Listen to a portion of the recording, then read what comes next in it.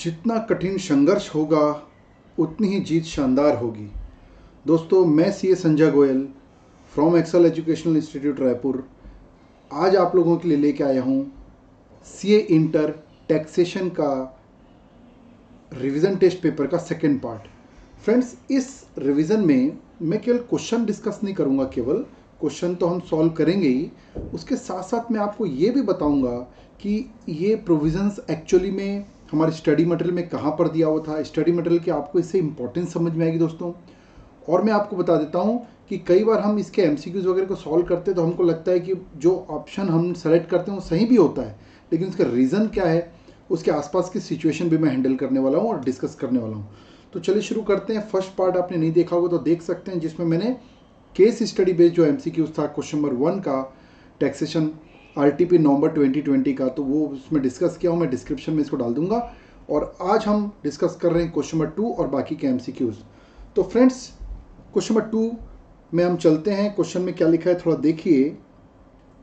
यहाँ पर लिखा हुआ है क्वेश्चन में, पूरा पहले क्वेश्चन पढ़ लेते हैं अपन।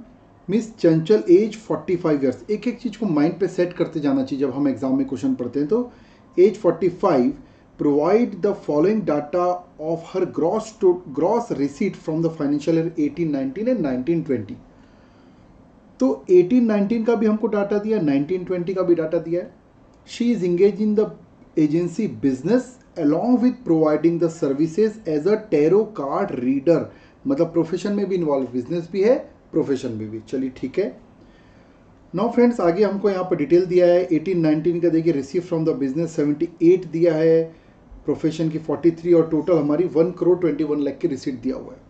1920 में उसी तरीके से 85, 47, 1 करोड़ 32 लाख की हमको यहाँ रिसीट दिया हुआ है। अब क्वेश्चन पे और आगे बढ़ते हैं, फिर हम डिस्कशन करेंगे इसमें और स्टडी में कहाँ कहाँ इसके बारे में क्या लिखा हुआ है और प्रोविज़न इसके जानने की कोशिश करेंगे। During the financial year 1920 she paid an amount of 1,20,000 to the contractor. 1,20,000 1920 में पेड किया इन्होंने a contractor for polishing her old furniture. अब हो सकता है फर्नीचर इसके घर में हो इनके या फिर उनके ऑफिस के हो, बट यहाँ पर कुछ नहीं लिखा था। वी कैन एज्यूम दैट कि इसके ऑफिस घर के फर्नीचर की बात चल रही होगी शायद। She has taken service from the renowned interior designer। Interior designer के सर्विसेज लिया for her self occupied residential house property for which she paid 2,50,000। ठीक है भाई। अब मैं आपको ये बता दूं कि जब हम कॉन्ट्रैक्टर को पेमेंट करते हैं तो वहां पर टीडीएस का प्रोविजन एप्लीकेबल होता है, बट क्वेश्चन क्या पूछेगा उसके हिसाब से हम डिस्कस करेंगे। It will be better. Further on 28/5/19 she sold an commercial property of for rupees 50 lakh। the value of stamp duty value is 52 lakh। तो हमारे को यहाँ पर सेक्शन 50C का प्रोविजन ध्यान में आ रहा है कि अगर स्टाम्प ड्यूटी वैल्यू जो है वो कंसिडरेशन के 105% से भी ज़्यादा है तो उस केस में हमको स्टाम्प ड्यूटी वैल्यू को सेल कंसिडरेशन लेना पड़ेगा। It was purchase for rupees 40 lakh on 28/4/2017, मतलब 17-18 में इन्होंने परचेज किया। कॉस्ट इन्फ्लेशन इंडेक्स दिया है। The brought forward long-term losses, long-term capital loss from the unlisted share for financial year 1819 is 7,80,000। मतलब पिछले सालों से हमारे पास लॉन्ग टर्म कैपिटल लॉस आया है, जो कि इस साल नेचुरली हम जानते हैं कि अगर हमारे पास लॉन्ग टर्म कैपिटल गेन हुआ तो it can be adjusted, but short term में ये एडजस्ट नहीं हो पाएगा। During the year miss Chanchal incurs a loss of rupees 70 lakh while trading in the agricultural commodity derivatives. तो देखिए, अगर आप डेरिवेटिव में ट्रेडिंग कर रहे हैं तो कहीं ना कहीं एक स्पेकुलेशन बिजनेस होता है, लेकिन इसके भी एक्सेप्शन है, इस पर भी हम बात करेंगे। और यहाँ पर साथ में लिखा है नो सीटीटी पेड। चलिए ओके, सीटीटी पेड नहीं हुआ है। तो अभी क्या इन्फॉर्मेशन गैदर कर रहे हैं, आपके माइंड में जो भी पॉइंट आ रहा है उसको आप गैदर करते जाइए। क्वेश्चन वाइज में फिर आपसे बात करूंगा और हम कहीं ना कहीं आरटीपी प्लस पे चलेंगे, कुछ एक्स्ट्रा सीखेंगे यहाँ से। अच्छा, आरटीपी मेरे को अभी अब आपको ये बताना चाहूँगा मैं, क्योंकि आरटीपी जब हम पढ़ते हैं ना दोस्तों, तो इससे कहीं ना कहीं इंस्टीट्यूट का, अब ये क्वेश्चन आए ना आए, इंस्टीट्यूट का एक लेवल समझ में आता है हमको कि किस तरीके से वो क्वेश्चंस हमारे एग्जाम में दे सकते हैं या कितनी डेप्थ नॉलेज की रिक्वायरमेंट है। तो ये भी इस क्वेश्चन के डिस्कशन के दौरान मैं डिस्कस करूँगा धीरे धीरे आपसे। From the detail given above choose the most appropriate option to the question given below. अब यहाँ से हमारा क्वेश्चन स्टार्ट होता है। ये हमारी एक केस स्टडी हो गई। Question number 1, is Miss Chanchal is liable to tax audit? Tax audit, under income tax act, अगर आपको सेक्शन ध्यान हो तो सेक्शन 44AB में टैक्स ऑडिट होती है यहाँ पर, ठीक है। तो क्या टैक्स ऑडिट की ज़रूरत है 1920 में? अब 4 ऑप्शन दिया है, तो मैं आपको पहले बता दूं कि अगर हम टैक्स ऑडिट में जाते हैं तो हमारे को कौन सा सेक्शन देखना है, 44AB। सो फ्रेंड्स, अगर हम सेक्शन 44AB में थोड़ा सा हम चेक कर लें तो ये हमारे को स्टडी मटेरियल में पेज नंबर 4.297 में दिया हुआ है इसके प्रोविज़न। और उसको मैं फटाफट आपको अगर बता दूं तो टैक्स ऑडिट के बारे में सेक्शन हमारे पास है 44AB, और इसमें किनको ऑडिट कराना ज़रूर इसके बारे में लिखा हुआ है, जिसमें मेन जो इस क्वेश्चन के पॉइंट ऑफ व्यू से है, बाकी आप डिटेल देख सकते हैं। तो इसमें देखिए, that if the total sales turnover gross receipt of the business exceeds 100 lakh in any previous year, मतलब बिजनेस अगर आप कर रहे हो और इन एनी प्रीवियस ईयर अगर आपका जो टर्नओवर है वो 1 करोड़ से ऊपर चले जाता है तो, ठीक है, तो 1 करोड़ से ऊपर चले जाता है। फिर से पढ़िए point number 2, the gross receipt of profession exceed 50 lakh in any previous year. तो प्रोफेशन के केस में लिमिट इन्होंने 50 लाख की दी है, बिजनेस के केस में 1 करोड़ की दी है, जबकि हमारे इस क्वेश्चन में तो बिजनेस भी कर रही है, प्रोफेशन भी कर रही है। तो अब मुद्दा ये राइज होता है, क्या दोनों को जोड़कर देखना है? बिल्कुल नहीं। यहाँ पर देखिए पूरा पॉइंट सेपरेट पॉइंट है, बिजनेस के लिए अलग लिमिट है, प्रोफेशन के लिए अलग लिमिट है। इसका मतलब ये हुआ कि हमको दोनों के लिए सेपरेटली लिमिट चेक करनी है। और नेचुरली यहाँ पर जो टर्नओवर हमको देखना है वो करेंट ईयर का, जिस ईयर की ऑडिट हो रही है उसी साल को हमको चेक करना है। तो अगर हम वापस से अपने प्रोविज़न में जाते हैं और यहाँ पर देखते हैं तो यहाँ पर क्वेश्चन में देखिए हमको फिलहाल 1920 पे ऑडिट होगी कि नहीं होगी उसकी बात चल रही है। तो बिजनेस का टर्नओवर भी 100 लाख से कम है, 100 लाख से ऊपर होना चाहिए, जबकि और प्रोफेशन का टर्नओवर भी 50 लाख तक है, उससे ऊपर नहीं गया है। तो भले ही एग्रीगेट टर्नओवर आपका ऊपर चला गया, उससे कोई फ़र्क नहीं पड़ता, किसी भी इंडिविजुअल लिमिट में चेक नहीं हो पा रहे हैं, तो यहाँ पर इसकी ऑडिट नहीं होगी। हालांकि हमसे यही पूछा है, पिछले साल का भी डाटा दिया, आगे जो क्वेश्चन में काम आएगा हमारे, यहाँ पर भी देखिए ये ऑडिट की रिक्वायरमेंट इनकी नहीं है, ठीक है। तो बेसिकली ऑडिट की रिक्वायरमेंट नहीं है। अगर इस क्वेश्चन के ऑप्शन पे अगर हम जाएं तो ऑप्शन बी देखिए, no as the gross receipt from the business और profession are below the specified threshold limit under section 44AB। तो मैंने आपको बताया इसमें कि which section we should understand. इसमें आप स्टडी मटेरियल के पेज नंबर भी अपने शीट में डाल सकते हैं आप, ताकि आगे फर्दर देखिए। एक चीज़ मैं आपको बताता हूँ, जब हम क्वेश्चन पढ़ते हैं और उसके लिए किसी प्रोविज़न को जाकर देखते हैं तो उससे हमारा नॉलेज अलग लेवल का आता है। 44AB को जाकर पूरा पढ़ लीजिए आप। तो चलिए, इसका आंसर तो हमको समझ में आ गया फ्रेंड्स। अब क्वेश्चन नंबर 2 पे चलते हैं, इसी के पार्ट पे लेकर।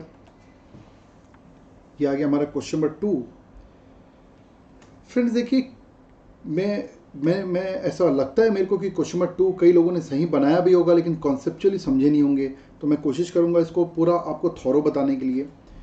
तो question number 2, what is the total amount of tax to be deducted by Chanchal for the previous year 1920। अच्छा पॉइंट है। अब यहाँ पर टीडीएस का जो मैटर अगर हम बात कर रहे हैं तो आप क्वेश्चन को ध्यान से देखिए। इस क्वेश्चन में इन्होंने क्या पेमेंट किया है, कॉन्ट्रैक्टर को पेमेंट किया। तो मैं कुछ सेक्शंस जो हमारे माइंड में आते हैं ना, उस पर बात करूंगा पहले। तो सबसे पहले जब हम किसी कॉन्ट्रैक्टर को पेमेंट करते हैं ना, तो सेक्शन 194C हमारे माइंड में आना चाहिए। मैं आपको बताऊंगा कि स्टडी मटेरियल में कहाँ पढ़ना है इसके बारे में।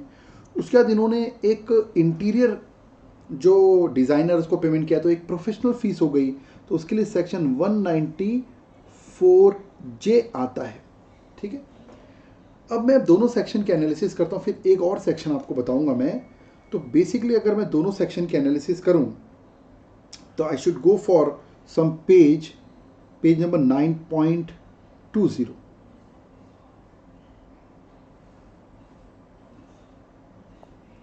तो हमारे स्टडी मटेरियल में पेज नंबर 9.20 में अगर हम चलते हैं तो देखिए यहाँ पर 194C के बारे में दिया हुआ है। अब यहाँ पर दो बातें गौर करने की है अपार्ट फ्रॉम दिस क्वेश्चन। ये applicability of TDS under section 194C जो है, ये बेसिकली टीडीएस जो कॉन्ट्रैक्टर को किसी वर्क के लिए अगर हम पेमेंट करते हैं तो उस पर टीडीएस काटा जाता है। लेकिन यहाँ पर क्लियर लिखा है कि यहाँ पर ये देखिए, अगर इंडिविजुअल एचयूएफ, जैसे कि हमारे क्वेश्चन में इंडिविजुअल है, पेमेंट कर रहे हैं, तो वो पिछले साल ऑडिट में आना चाहिए। Individual HUF subject to tax audit under section 44AB immediately preceding the financial year. तो सीधी सी बात है, पिछले साल ये ऑडिट में नहीं थी तो हमको समझ में आ गया, और पिछले साल ऑडिट में नहीं थी इसका मतलब ये हुआ कि 194C में तो पक्का कवर नहीं होंगे। एक कारण ये है, एक और कारण है इसमें, अगर आप आगे बढ़ते हैं तो देखिए पॉइंट नंबर 2 में हाउएवर से पढ़िए, no tax has been deducted at source in respect of payment made by individual HUF to contractor exclusively for personal purpose. तो अगर कॉन्ट्रैक्टर को ये फर्नीचर पॉलिश करने के लिए पेमेंट किया, अगर ये पर्सनल पर्पस के लिए, हालांकि लिखा नहीं है इसमें, तो ये भी एक कारण है। मतलब कुल मिलाकर 194C में तो टीडीएस पक्का नहीं होगा। ठीक है। दूसरा इसका सेक्शन है इंटीरियर डिजाइनर। 194J की बात करें तो 194J बेसिकली हम यहाँ पर जाएंगे पेज नंबर 9.43 में। यहाँ पर देखिए 43 में 194J के लिए है, यहाँ पर भी सिमिलर प्रोविजन है। 194J fees for professional and technical fees के लिए है। ये भी जो है इंडिविजुअल एचयूएफ अगर कोई है पिछले साल जिसके ऑडिट नहीं है तो उनको टीडीएस काटना नहीं रहता है इसमें। ठीक है। इसकी भी थ्रेशोल्ड लिमिट दी हुई है यहाँ पर, ये देखिए नॉन एप्लीकेबिलिटी में लिखा है point number 1, individual HUF not liable to deduct TDS अगर वो पिछले साल ऑडिट नहीं होती। अगर ऑडिट होती है तो ठीक है, तो इस लिहाज से 194J भी नहीं आ रहा है यहाँ पर। ठीक है। दूसरा यहाँ पर एक पॉइंट पर्सनल वर्क का भी लिखा हुआ है, ये देखिए थोड़ा सा आगे बढ़ें।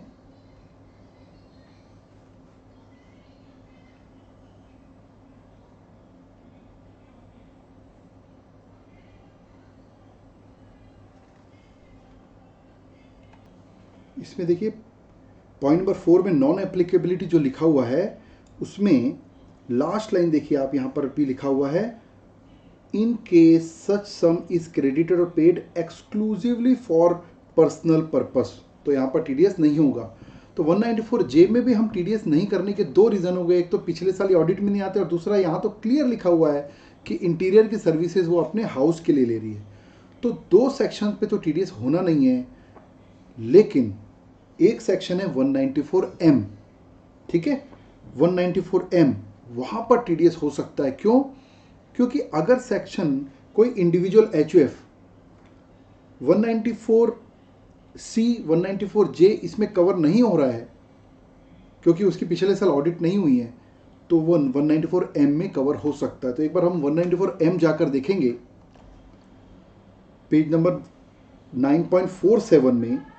ये देखिए इन सेक्शंस को जब तक आप कोरिलेट नहीं करेंगे ना, इंटरलिंकिंग नहीं करेंगे, आपका कॉन्फिडेंस नहीं आएगा। सो फ्रेंड्स, इस वीडियो में मैं कहीं ना कहीं आप लोगों को केवल एक क्वेश्चन सॉल्व करने पे फोकस नहीं कर रहा हूँ, कहीं ना कहीं इन क्वेश्चंस के थ्रू मैं दो चीज़ें आपको बताना चाह रहा हूँ कि किस तरीके से पढ़ा जाना चाहिए। Study material is very important for our exam, क्योंकि इसे खोज कर क्वेश्चन में आपको कई सारी चीज़ें बताऊंगा जिसमें एक एक लाइन से क्वेश्चन उठाए इन्होंने। और दूसरा, कहीं ना कहीं जब हम पढ़ते तो हमको इंस्टीट्यूट किस लेवल के क्वेश्चन पूछ सकते हैं उसका एक आभास होता है। सो फ्रेंड्स, 194M देखिए क्या लिखा हुआ है हेडिंग इसमें, पेमेंट मेड बाय इंडिविजुअल और HUF for contract worker, contract work by way of fees for professional service और कमीशन ब्रोकरेज। देखिए कई सारे सेक्शन है, 194C दिख रहा है, 194J दिख रहा है यहाँ पर। ठीक है। कमीशन 194H दिख रहा है, तो इंडिविजुअल एचयूएफ के लिए बनाइए। तो इंडिविजुअल एचयूएफ जो है ना, जो पिछले साल जिनकी ऑडिट नहीं होती वो इन सेक्शंस में कवर नहीं हो पाते, तो उनको यहाँ पर लाया गया, इसको ऐसा समझिए। तो 5% टीडीएस का यहाँ पर रेट दिया हुआ है, ये देखिए मैंने यहाँ पर लिख भी रखा है मैंने, क्योंकि हम लोग टैक्सेशन पूरा स्टडी मटेरियल से यहाँ पर पढ़ाते हैं हमारे एकेडमी में। तो देखिए 194C, JH, J, ये देखिए सब सेक्शंस हैं यहाँ पर। टाइम लिमिट यहाँ पर दी हुई है, थ्रेशोल्ड लिमिट यहाँ पर है नॉट एक्सीडिंग 50 लाख, मतलब टीडीएस अगर कटना है तो फाइनेंशियल ईयर में 50 लाख से ऊपर का ये पेमेंट करेंगे तब टीडीएस करेंगे, और यहाँ पर तो पेमेंट बहुत कम हुआ है। तो 194M में भी टीडीएस नहीं हो रहा है, तो अब कोई सेक्शन नहीं बचा। सो फ्रेंड्स, इस क्वेश्चन को कई लोगों ने ऐसा सॉल्व किया होगा, हाँ भाई इसमें कोई टीडीएस नहीं आ रहा है, बट इसमें डिस्कशन लेवल का पॉइंट जो है ना 194C, 194J एंड 194M है। इससे ये क्वेश्चन अपने आप में कुछ भी हो, लेकिन तीन क्वेश्चन का जो इंटरलिंकिंग होती है ना इसमें, उसका कोई मुकाबला नहीं है। तो मैं आपको बता देता हूँ, यहाँ 194C आप मगर स्टडी मटेरियल का अपन डिस्कस किए तो पेज नंबर में लिख देता हूँ यहाँ पर, ताकि आप वापस से इसको कंसेप्ट क्लियर कर सकेंगे। ये 9.20, 9.43 और 9.45 40 समझ लीजिए और 47 यहाँ पर देखिएगा। 194C क्यों नहीं TDS हो रहा है? क्योंकि एक इंडिविजुअल अनऑडिटेड इंडिविजुअल HUF है, पिछले साल ऑडिट नहीं होती इनकी, और ये भी वही कारण है, और पर्सनल वर्क भी है। और 194M तो TDS के लिए एलिजिबल है इंडिविजुअल, लेकिन ये थ्रेशोल्ड लिमिट 50 लाख से ऊपर नहीं है। तो कुल मिलाकर इस क्वेश्चन का आंसर तो नील है। क्वेश्चन छोटा सा है लेकिन इसका डिस्कशन बड़ा है। ओके फ्रेंड्स, तो आई होप आपको समझ में आएगा कि किस लेवल से हमको इसको डिस्कशन करना है। अब आप सोच के देखिए, अगर क्वेश्चन रियली में आप इस तरीके से पढ़े हो तो इससे इंटरलिंकिंग करके कोई भी क्वेश्चन आएगा, मेक यू इजी, आपको इजी लगेगा ये। चलिए come to the question number 3। Question number 3 में लिखा हुआ है, क्वेश्चन नंबर 3 में लिखा है what is the amount and the nature of capital gain chargeable to tax in hands of Miss चंचल।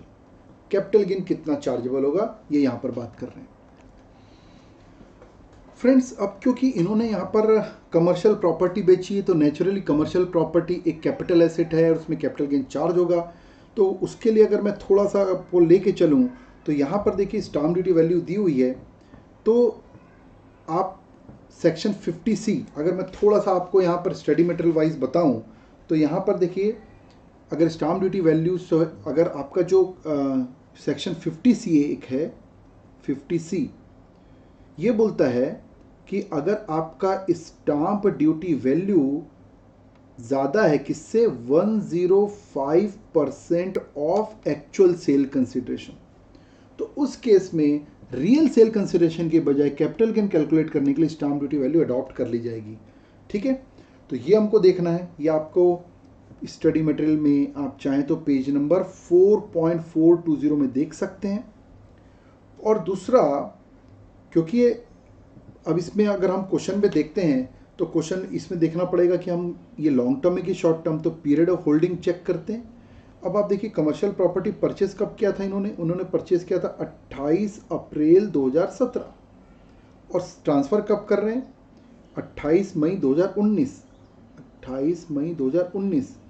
ठीक है, अब क्योंकि ये कमर्शियल प्रॉपर्टी है तो स्टडी मटेरियल में आप चेक कीजिएगा कि इसमें 2 साल से ऊपर होने पर ये लॉन्ग टर्म हो जाती है।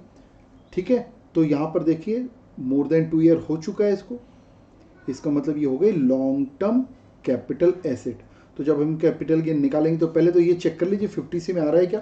तो अगर मैं 50C को चेक करता हूँ तो स्टाम्प ड्यूटी वैल्यू हमको यहाँ पर दिया हुआ था 52 लाख,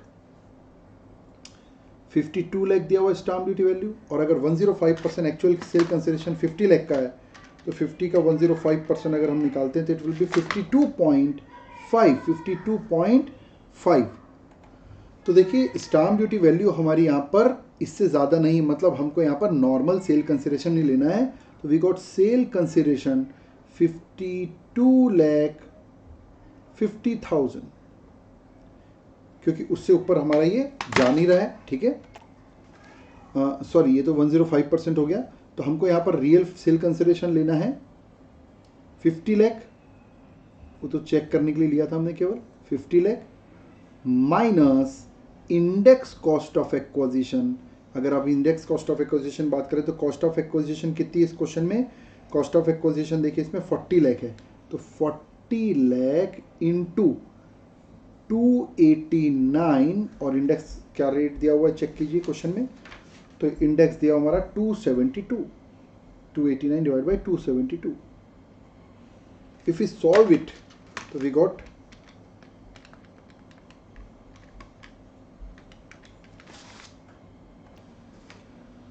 42,50,000, और इसको हम डिडक्ट कर देते हैं तो वी गॉट 50 माइनस 42.5 सॉरी 7,50,000। तो ये हो गया हमारा लॉन्ग टर्म कैपिटल गेन। अब आप क्वेश्चन में देख लीजिए कि इस साल लॉन्ग टर्म कैपिटल गेन हो रहा है, हमारे पास ब्रॉड फॉरवर्ड भी है। ठीक है, क्वेश्चन हमसे पूछ रहा है कितना चार्ज होगा यहाँ पर, तो कायदे से 7,50,000 है, और पिछले साल से जो ब्रॉड फॉरवर्ड के लॉन्ग टर्म कैपिटल लॉस आ रहा है वो इससे बिल्कुल एडजस्ट हो सकता है, जो कि 7,80,000 है, 7,80,000। तो इस बार तो कायदे से कुछ भी चार्ज नहीं होगा, बल्कि जो बचा हुआ लॉस है वो भी आगे चले जाएगा। लेकिन इस क्वेश्चन में ऑप्शन अगर आप देखेंगे ना तो ऐसा दिया हुआ नहीं है, तो मतलब ये ऐसा इनका इंटेंशन है कि वो पिछले ब्रॉड फॉरवर्ड को एडजस्ट करने के पहले का ये शायद पूछ रहे हैं। तो अगर उस हिसाब से देखेंगे तो 7,50,000 as a long term capital gain. But अगर मैं एक्चुअली बात करूं तो ये क्वेश्चन बहुत सही नहीं है, क्योंकि कितना चार्जेबल होगा पूछ रहा है, और चार्जेबल का मतलब होता है ब्रॉड फॉरवर्ड लॉसेस को एडजस्ट करने के बाद ही तो हम उसको हेड में लेके जाते हैं, वो तो एडजस्ट होता है। कोई भी अगर हेड की हम टैक्सेबल इनकम निकालते हैं तो कहीं ना कहीं उसमें ब्रॉड फॉरवर्ड लॉसेस भी एडजस्ट करते हैं। बस ठीक है, ऑप्शन को देख के बिल्कुल क्लियर समझ में आ रहा है कि ब्रॉड फॉरवर्ड एडजस्ट करने के पहले पूछ रहा है, तो सी ऑप्शन करेक्ट है। Now friends we go for the question number 4, point number 4, what is the amount of loss which can be carry forward to assessment year 21-22। मतलब अगले साल कौन से लॉस को हम कैरी फॉरवर्ड करेंगे। एक तो लॉन्ग टर्म दिख ही रहा है हमको, assuming that the business income is 45 lakh and the income from profession is 25 lakh। तो बिजनेस इनकम और प्रोफेशन की इनकम दे दी इन्होंने। अब फ्रेंड्स यहाँ पर बहुत ही बेहतरीन एक पॉइंट दिया हुआ है। एक तो क्लियर है यहाँ पर कि आपका पिछले साल का जो लॉस आ रहा है लॉन्ग टर्म, ये देखिए ये जो हमने निकाला, तो long term capital loss brought forward करेंगे इस बार 7,80,000, और इस साल हमारे पास लॉन्ग टर्म कैपिटल गेन हमने ऊपर वाले पॉइंट पर निकाला 7,50,000, मतलब 30,000 तो कैरी फॉरवर्ड होगा। 30,000 जो है loss, long term capital loss अगले साल कैरी फॉरवर्ड होगा, ठीक है, क्योंकि वैसे भी इसका टाइम कंप्लीट नहीं हुआ है। और ये तो इसके अलावा आप क्वेश्चन में देखिए आपको यहाँ पर एक ब्रॉड फॉरवर्ड और लॉसेस दिया हुआ है। During the year Chanchal incurred a loss of ₹70 lakh while trading in the agriculture commodity derivatives। तो इसी साल का ब्रॉड फॉरवर्ड तो नहीं, इस साल का एग्रीकल्चर कॉमोडिटी डेरिवेटिव्स। तो देखिए जो भी हम केवल रेट डिफरेंस का बिजनेस करते हैं ना, वो स्पेकुलेशन बिजनेस कहलाता है, और कायदे से वो बिजनेस जो है ना उसके लॉस को हम नॉर्मल बिजनेस में एडजस्ट नहीं कर सकते। तो ये जो डेरिवेटिव बिजनेस का 70 लाख का लॉस है ना, एग्रीकल्चर डेरिवेटिव बिजनेस शॉर्ट में लिख देता हूँ मैं, ठीक है, जिसमें एसटीडी पेड नहीं हुआ, उस पर क्या रीज़न है मैं आपको बताऊंगा।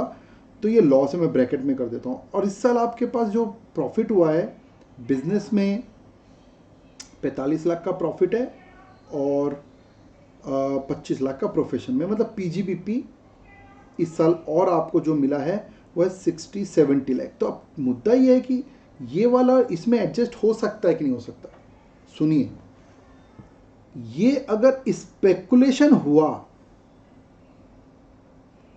मुद्दा एक ही है, अगर ये स्पेकुलेशन माना गया तो भैया ये नॉर्मल बिजनेस एडजस्ट नहीं होगा और कैरी फॉरवर्ड होगा। लेकिन अगर ये नॉर्मल बिजनेस को माना गया तो यहाँ पर एडजस्ट होगा। तो नियम क्या है, तो नियम के लिए अपन पेज स्टडी मटेरियल में पेज नंबर 4.181 में जाकर देखते हैं। ये देखिए पेज नंबर 181,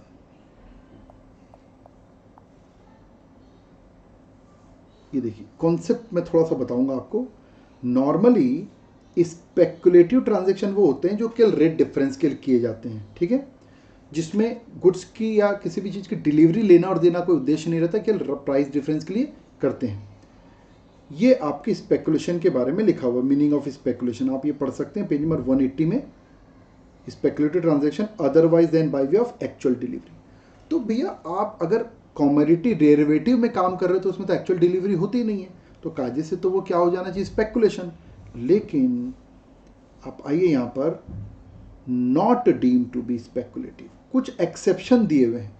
उस एक्सेप्शन में देखिए हेजिंग कॉन्ट्रैक्ट है, इस पे तो आप अलग से देखिएगा, ठीक है, हेजिंग कॉन्ट्रैक्ट, फॉरवर्ड कॉन्ट्रैक्ट, ये देखिए trading in derivatives, trading in derivatives को एक्सेप्शन में रखा गया, मतलब स्पेकुलेशन नहीं है, भले उसमें डिलीवरी नहीं हो रही गुड्स की।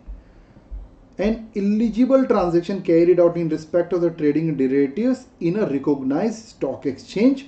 तो ये तो हो गया सिक्योरिटी के लिए। और अगर मैं थोड़ा सा आगे बढ़ूं तो जो इस क्वेश्चन पे दिया हुआ है ट्रेडिंग इन कॉमोडिटी डेरिवेटिव्स, उसको भी लिखा है eligible transaction in respect of the trading in commodity derivative carried out in recognised association which is chargeable to commodity transaction tax. लेकिन कंडीशन क्या डाल दिया, जो कॉमोडिटी टैक्स सीटीटी लगना चाहिए, कॉमोडिटी ट्रांजैक्शन टैक्स लगना चाहिए, लेकिन क्वेश्चन में साफ लिखा है नो सीटीटी पेड। तो अगर मैं यहां तक के नॉलेज के बेस पर बात करूं तो अगर सीटीटी पेड होगा तब तो मैं नॉर्मल बिजनेस मानूंगा, नहीं होगा तो उसको स्पेकुलेशन मानूंगा, और स्पेकुलेशन माना तो वो लॉस को मैं एडजस्ट नहीं कर पाऊंगा। लेकिन आप देखिए मैं जो बताना चाह रहा था ना, स्टडी मटेरियल से पढ़ना क्यों इंपॉर्टेंट है। अब देखिए ये 2 लाइन में इसका आंसर लिखा है, हाउएवर, यहां से उठाया है क्वेश्चन ने। The requirement of chargeability of commodity transaction tax is not applicable in respect of trading in agricultural commodity derivatives. और वो भी कब से, फ्रॉम असेसमेंट 1920 से लगा है। तो बेस्ड ऑन दिस 2 लाइन वो क्वेश्चन सेट हो रहा है, नहीं तो कहां फंसेंगे सोचिए। तो final comment, agriculture commodity derivative में अगर आप काम करते हैं तो सीटीटी पेड नहीं भी करते तो भी वो नॉर्मल बिजनेस माना जाएगा। और अगर वो नॉर्मल बिजनेस है तो मतलब ये हुआ कि ये 70 लाख का लॉस इससे एडजस्ट हो जाएगा। इसका मतलब इसको कैरी फॉरवर्ड करने की ज़रूरत नहीं पड़ेगी। इसका मतलब आंसर आएगा ये। अगर ये पॉइंट आपको नहीं समझ में आता तो आप करते आंसर ये डी कर देते, 30 ये और 70 लाख ये, क्योंकि सेक्शन 74 तो कैपिटल गेन के कैरी फॉरवर्ड का प्रोविजन है, और सेक्शन 73 जो है ना वो स्पेकुलेशन बिजनेस को कैरी फॉरवर्ड करने का प्रोविजन है। फ्रेंड्स मैं थोड़ा टाइम ज़्यादा जरूर ले रहा हूँ, बट ये डिस्कशन आपके कहीं ना कहीं आरटीपी डिस्कशन ना मानिए इसको, कहीं ना कहीं एक ओवरऑल डिस्कशन और एक रिवीजन मानिए इसको। ओके, नाउ फ्रेंड्स अगले क्वेश्चन में हम चलते हैं, क्वेश्चन नंबर 3। क्वेश्चन नंबर 3 क्या है एक बार पढ़ते हैं। क्वेश्चन नंबर 3 भी एमसीक्यूज बेस्ड है।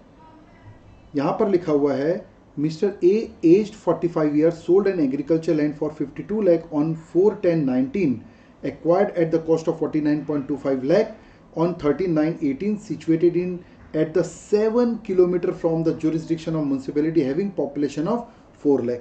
तो 4 लाख की पॉपुलेशन है, उसके 7 किलोमीटर के दायरे पर है। ठीक है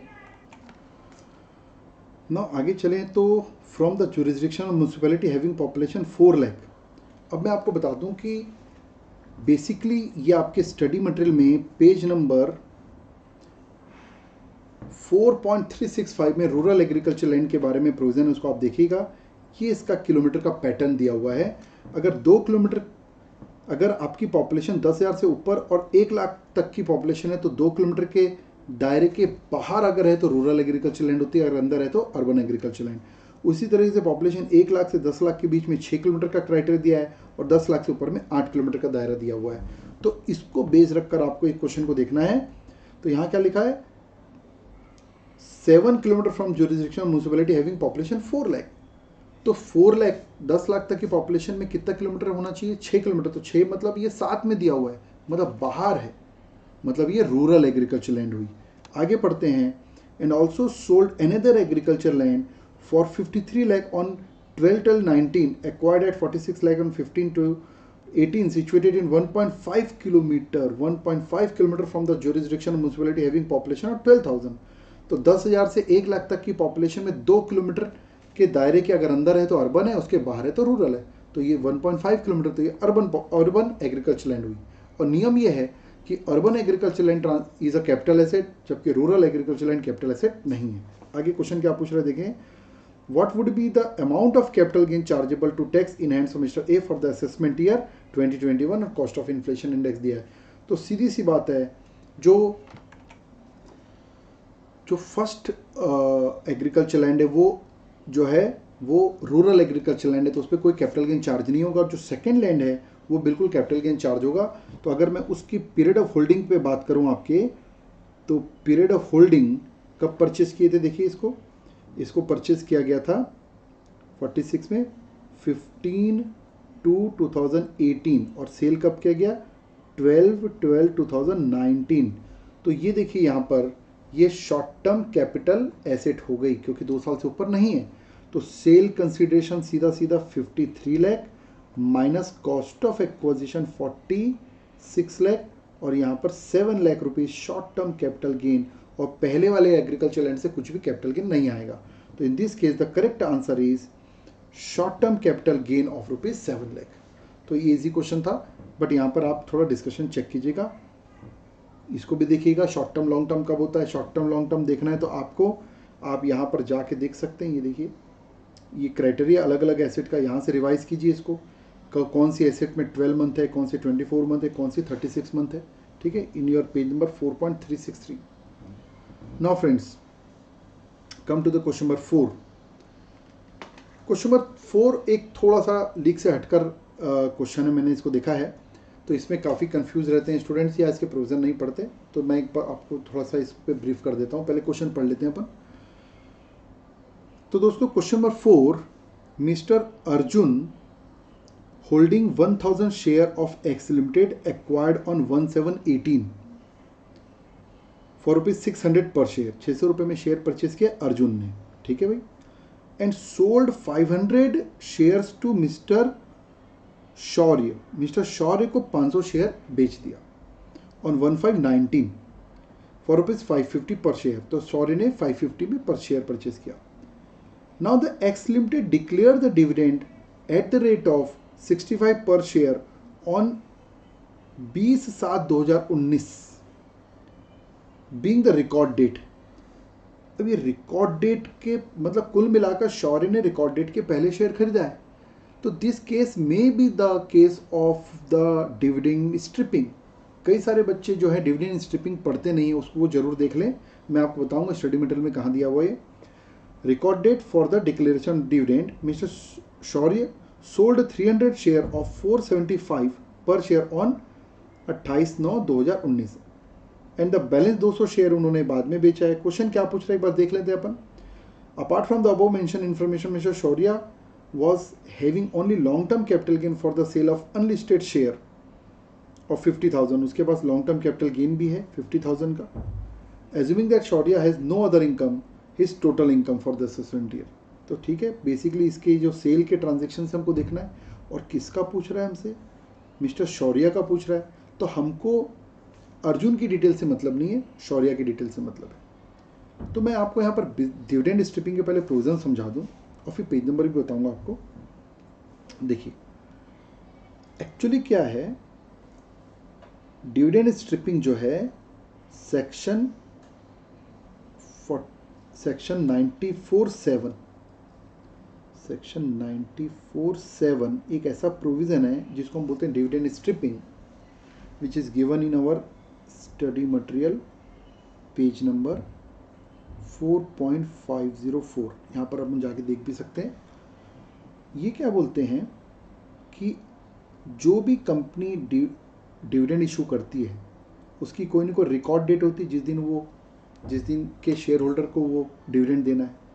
अगर उसके 3 महीने के अंदर पहले, उसके पहले 3 महीने तक वो शेयर कोई परचेज करता है और उसके 3 महीने के अंदर उसको फिर सेल कर देता है, और उस रिकॉर्ड डेट पे जो उसको डिविडेंड मिलता है, अगर वो एग्जेम्प्ट है, क्योंकि डिविडेंड नॉर्मली एग्जेम्प्ट रहता है 10 लाख के अंदर होने पर डिविडेंड मिलता है और वो एग्जेम्प्ट है, तो उस केस में इस सेल और परचेस के कारण जो लॉस हुआ है ना, इस सेल माइनस परचेस करके जो आपको जो कैपिटल लॉस होगा अगर, तो वो लॉस इस डिविडेंड के लिमिट तक इग्नोर कर दिया जाएगा. अब इस क्वेश्चन के रिस्पेक्ट में देखते हैं अपन. इस क्वेश्चन के रिस्पेक्ट में देखेंगे तो रिकॉर्ड डेट क्या आती हुई है आपको, ये देखिए 20/7/19 20/7/19. शौर्य ने कब परचेज किया इसको? शौर्य ने इसको परचेज किया है 1/5/19, मतलब within 5 month, within 3 month. Check कीजिए, मई, जून और जुलाई के अंदर मतलब 3 महीने के अंदर परचेज कर ली, ये तो ठीक है. और सेल कब किया देखिए जरा, उसमें से 300 शेयर उसने 28/9 को सेल कर दिया, 28/9/19, मतलब जुलाई, अगस्त, सितंबर, अक्टूबर, मतलब 20 अक्टूबर तक के पहले सेल कर लिया. जबकि दूसरी बार जो सेल किया है ना उसने, उसको 28 अक्टूबर को सेल किया है, मतलब 20 अक्टूबर के बाद. तो पहला ट्रांजैक्शन डिविडेंड स्ट्रिपिंग पे कवर हो रहा है. तो पहले ट्रांजैक्शन की वर्किंग मैं आपको बता देता हूं कैसे होगी. ए यहीं पर लिखता हूं मैं, on sale of how much share he sold, first 300 shares. 300 share sale किया। तो अगर मैं उसकी पहले तो पीरियड ऑफ होल्डिंग चेक कर लेता हूँ, कब खरीदा था इसने, उसने खरीदा था इससे 17 ऑन दिस, ये 1519 और सेल कब किया इन्होंने, सेल किया उन्होंने 28/9/19, मतलब ये है शॉर्ट टर्म। तो सेल कंसिडरेशन लिया जाएगा, सेल कंसिडरेशन वुड भी 300 शेयर है तो 300 क्या रेट पे सेल किया देखिए जरा, 475 में सेल किया है। 475 इज इक्वल टू 1,42,500 और माइनस क्योंकि शॉर्ट टर्म है तो cost of plain cost of acquisition लिया जाएगा। 300 शेयर की इसकी कॉस्ट ऑफ एक्विजिशन है, खरीदा था इन्होंने 500 शेयर ऑन 550 के भाव से 550, तो इसकी वैल्यू आपके आगे 1,65,000। Here is a loss, short term capital loss, ये समझना है इस क्वेश्चन में, बाकी नॉर्मल है। तो लॉस हमारा आ गया 22,500 रुपये। क्योंकि ये डिविडेंड स्ट्रिपिंग में कवर है, ये पहला वाला ट्रांजेक्शन 94/7 में कवर है, तो डिविडेंड जितने हद तक, जितना डिविडेंड इसको मिला है उतने लॉस को इग्नोर कर दिया जाएगा। तो मैं यहां इसको प्रेजेंट करूंगा लेस क्या लिखूंगा, लॉस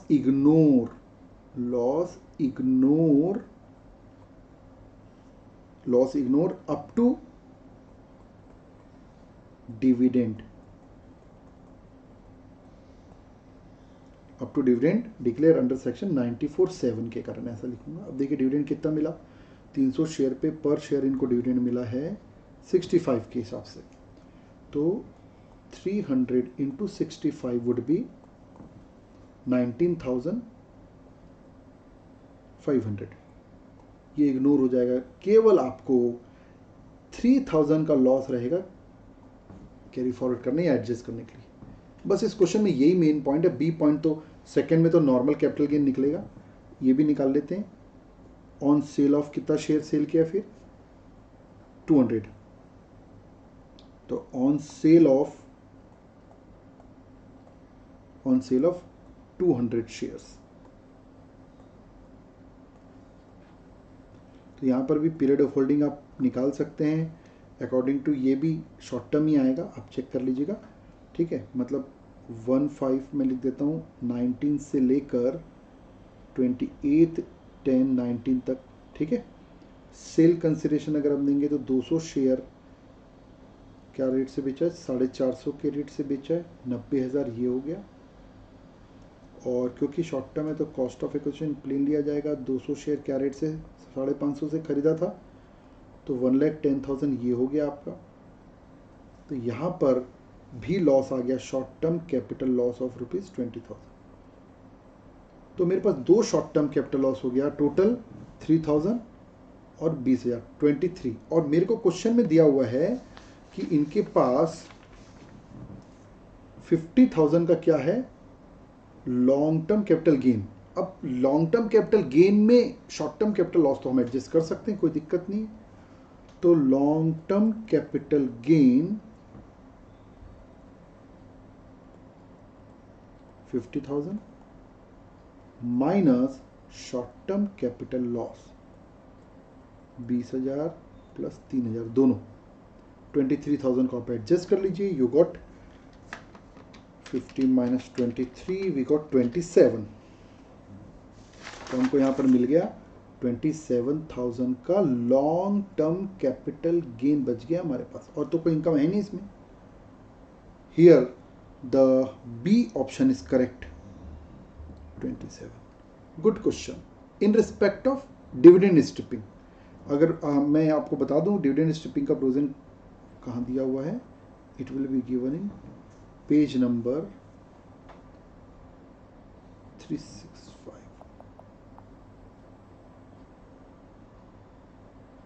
504। ये देखिए, ये 504 पेज नंबर पे आइएगा। ये देखिए, bond washing transaction and dividend stripping, अब उस क्वेश्चन के साथ जब इस प्रोविज़न को आप पढ़ेंगे ना, ये देखिए इस तरीके से मैंने क्लास में एक्सप्लेन किया था, तो आपको ये बिल्कुल समझ में आएगा इसका मतलब आप सोच के देखिए, इंस्टीट्यूट का इंटेंशन देख रहा है यहाँ पर कि इस प्रोविज़न को जो हमने थ्योरेटिकली देखा था उसको प्रैक्टिकली इम्प्लाई कर रहा है। ठीक है, now come to the next question. Question number 4 हो गया हमारा। क्वेश्चन नंबर 5 क्या लिखा है देखिए जरा। N amount of 40,000 paid to Mr. X on 1/7/19 toward the fees for professional services। मेरे को जैसे ही प्रोफेशनल सर्विस दिखता है तो मेरे को तो 194J दिखता है। Without deduction of tax at source, उन्होंने TDS नहीं काटा है। ठीक है भाई। Subsequently another amount of 50,000 was due to Mr X on 28 February 2020 which from which 10% amounting to 9,000, 10% TDS है ऑन एंटायर 90,000। ओके, मतलब पहले 40,000 का पेमेंट किया, उसमें TDS नहीं काटा। बाद में जब 50,000 दिया तो इकट्ठा उन्होंने 90,000 पर TDS काट लिया। ओके, सही किया। However this amount of 9,000 was deposited only on 22/6/2020। The interest chargeable under section 201(1)A would be. तो मैं आपको बता दूं कि TDS अगर आपने काटा ही नहीं है तो जब TDS काट लेना चाहिए था, सुनना समझना, जिस दिन TDS डिडक्ट कर लेना था, ठीक है, जिस दिन ड्यू था TDS कर लेना था और जिस दिन आपने TDS डिडक्ट किया, इसके बीच में जो गैप है उस पे 1% पर मंथ इंटरेस्ट लगता है। और डिडक्ट के बाद फिर जब आप डिपॉजिट करते हैं, डिडक्ट करने के बाद डिपॉजिट में जो डिले हुआ है उसमें 1.5% पर मंथ का इंटरेस्ट लगता है सेक्शन 201(1)A में। ठीक है, तो इसको कैलकुलेट करके देखते हैं अपन। सो फ्रेंड्स, मैं यहीं पर आपको बना देता हूं इसको। फॉर 40,000 पर अगर मैं TDS की बात करूं तो इंटू 10% के हिसाब से 4,000 की पहले बात कर लेते हैं, जो कि TDS हो जाना चाहिए था। कब हो जाना चाहिए था? 1/7/19 को ही, on the date of credit और payment whichever is earlier. 194J पढ़ सकते हैं आप। तो इसके हिसाब से आपका 1/7/2019 और एक्चुअल इस सभी पे TDS कब हुआ? सभी पे TDS हुआ आपका 28 फरवरी 2020 को। तो 28 फरवरी 20 को TDS हुआ इस पे। तो कहीं ना कहीं इस पे कितने मंथ हो गए देखिए आप, जुलाई, और पार्ट ऑफ द मंथ भी लेते हैं, जुलाई, अगस्त, सितंबर, अक्टूबर, नवंबर, दिसंबर, जनवरी, फरवरी, 8 month eight the rate of 1% per month. तो कितना हो जाएगा इसका देखिए आप, इसका हो जाएगा 4,000 इंटू 8% कर देता हूँ सीधा सीधा मैं, 320 रुपये ये हो गया। और TDS 1 मार्च 20, इसकी जस्ट बाद से लेकर पेमेंट एक्चुअली हुआ है 22/6 तक। तो 22/6/2020 तक, मार्च, अप्रैल, मई, जून, 4 मंथ जो है उस पर 1.5% लगेगा। मतलब 4,000 into 4 month into 1.5%, it would be 240 rupees. Total आपका 560 रुपीज़ ब्याज इस पे लग गया, इंटरेस्ट। और फॉर 50,000 पे बात करें उसमें तो डिडक्ट तो उसी समय हो गया। For 50,000 at the rate of 10% is equal to 5,000। अगर इस पे TDS की अगर मैं बात करूं तो आपका आ जाएगा, क्योंकि डिडक्शन तो सही समय पे हो गया, 1/3/20 से लेकर 22/6/2020 तक जो 4 मंथ है उसी में इंटरेस्ट लगेगा। 5,000 into 4 into 1.5 that is percent, that is 300 rupees. Total हमारे पास हो गया ये amount 860 rupees. This B option is correct here. So friends, come to the next question, question number 6। चलिए क्वेश्चन नंबर 6 पढ़ते हैं। Mr Nishant a resident but not ordinary resident. ध्यान से देखिएगा क्वेश्चन को। Nishant is a resident but not ordinary resident, short में इसको अपन NOR भी बोलते हैं, for the previous year 18-19 and resident ordinary resident for the previous year 19-20। कुछ समझ में आ रहा है आपको? तो यहाँ पर वो NOR है 1819 में, जबकि 1920 में वो OR बन गया। ठीक है भाई, उसके हिसाब से सेक्शन 5 में प्रोविजन है। Has receive the rent from property in Canada amounting to ₹1 lakh during the previous year 1819। Canada की प्रॉपर्टी मतलब इनकम एक्रूड आउटसाइड इंडिया, और रिसीव भी वही हुई है बोल रहे हैं, मतलब आउटसाइड इनकम है। तो 1819 में क्योंकि वो एनआर था, एनओआर था, तो एनओआर था तो उसकी इनकम इंडिया में टैक्सेबल तो हुई नहीं होगी, क्योंकि सेक्शन 5 में लिखा हुआ है he has deposited the same in the bank in Canada. ठीक है भाई, तो 1819 में house property income section 5 scope of total income के हिसाब से टैक्सेबल नहीं होगी। हाँ, अगर वो OR होता तो टैक्सेबल हो जाती। During the financial year 1920 he remitted this amount to India through approved banking channel। यहाँ कंफ्यूज होते हैं कई स्टूडेंट, मैंने देखा है। इंडिया ले आया, अरे भैया देखो इनकम 1920 की है ही नहीं, 1819 की जो कि टैक्सेबल नहीं होना था नहीं हुई। अब 1920 में क्योंकि इंडिया वो ले आया किसी चैनल के थ्रू, रेमिटेंस से इनकम की चार्जेबिलिटी का कोई फर्क नहीं पड़ता, तो इंडिया लाने से कोई फर्क नहीं पड़ेगा 1920 को। वो कंफ्यूज करने के लिए दिया आपको क्वेश्चन। ये देखिए 1920 में OR है, तो आपको लगेगा OR है चार्जेबल कर देते, भैया 1920 में OR है and you are not discussing the income of 1920, you are discussing the income of 1819।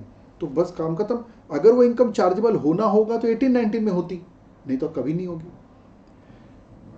Is this rent is taxable in India and if so how much the amount. तो इसका answer आएगा भैया taxable नहीं होगी। ठीक है, yes yes ABC तुम लिखा है। डी देखिए no, such rent is not taxable in India either during 1819 और ड्यूरिंग 1920। तो इसमें क्या प्रॉब्लम है समझना, 1819 में टैक्सेबल क्यों नहीं हुई, क्योंकि वो NOR था और इनकम प्योरली आउटसाइड की इंडिया की थी, सेक्शन 5 के स्कोप में कवर नहीं है। और 1920 में क्यों टैक्सेबल नहीं हो रही है, क्योंकि वो इनकम 1920 की है ही नहीं, ये इंपॉर्टेंट है। इसमें OR है, रेमिटेंस है, ये कोई मतलब ही नहीं है, बिकॉज इनकम 1920 की है ही नहीं, वो 1819 से रिलेटेड है, टैक्सेबल होना होगा तो उसी साल होगी। तो ये पॉइंट देखिए कितना समझ में आया आपको। And the last question of this segment is question number 7। Friends अब देखिए क्वेश्चन नंबर 7 को पढ़ते हैं एक बार, क्या खास है इसमें। Mister Dinesh a resident in India has gross total income of 2,30,000 GTI है ना, 5 हेड का total after adjustment of set of carry forward and clubbing provision, comprising of the interest on saving, जिसमें जुड़ी हुई है, क्या जुड़ा हुआ है, interest on saving account and rental income during the previous 1920। ठीक है, जुड़ा हुआ रहेगा वो तो। ही incurs expenditure of ₹2 lakh for his son for a study tour of Europe, okay, whether he is required to file the return। तो भैया देखो रिटर्न फाइल करने के लिए सेक्शन है 139(1), जो कि आपके स्टडी मटेरियल के पेज नंबर 10.45 वगैरह में दिया हुआ है, तो जाके देख लेंगे। तो मैं ओरली बता दूं कि अगर आपकी normally gross total income basic exemption limit से ऊपर है, जैसे कि नॉर्मल क्वेश्चन में 2.5 लाख रुपए से ऊपर है, तब तो आपको रिटर्न फाइल करना पड़ेगा, क्योंकि फर्म और कंपनी को तो कंपलसरी रिटर्न फाइलिंग है। और भी कई क्राइटेरिया, बट ये बेसिक क्राइटेरिया है। तो यहाँ पर देखिए तो 230 है, तो उस हिसाब से तो नहीं करना है, लेकिन ये फॉरेन एक्सपेंडिचर का इसका कोई पॉइंट है क्या, वो हमको जाकर चेक करना है इन पेज नंबर 10.4। ये देखिए स्टडी मटेरियल में 10.5 में आ जाइए, इसमें क्राइटेरिया दिया हुआ है point number 5B। He has, देखिए यहाँ पर पॉइंट 5 के हेडिंग क्या है, any person other than company और firm who is not required to furnish return under section 139(1)। तो जिसकी 2.5 लाख से ऊपर नहीं भी गई है, लेकिन अगर वो ये क्राइटेरिया पूरा करेंगे तो रिटर्न फाइल करना पड़ेगा। तो B पॉइंट को चेक कीजिए, he has incurred expenditure of an amount और aggregate of the amount exceeding 2 lakh for himself और any other person for travel, to foreign country, खुद के लिए किसी और के लिए भी। और हमारे क्वेश्चन में क्या लिखा है देखो तो जरा उन्होंने, तो यहाँ पर यूरोप टूर कराया है अपने सन को, तो खर्चा किया 2 लाख, ठीक है, incurred an expenditure of 2 lakh, जबकि वहाँ प्रोविजन क्या लिखा हुआ है, हमारे पास प्रोविजन लिखा हुआ है एक्सीडिंग 2 लाख, तो 2 लाख एग्जैक्ट है, 2 लाख से ऊपर नहीं है तो प्रोविजन अट्रैक्ट नहीं होगा। पॉइंट समझ रहे हैं? एक्सीडिंग होता तो बिल्कुल अट्रैक्ट हो जाता, 10 रुपये भी ऊपर होता तो यहाँ पर देखिए answer is no, he is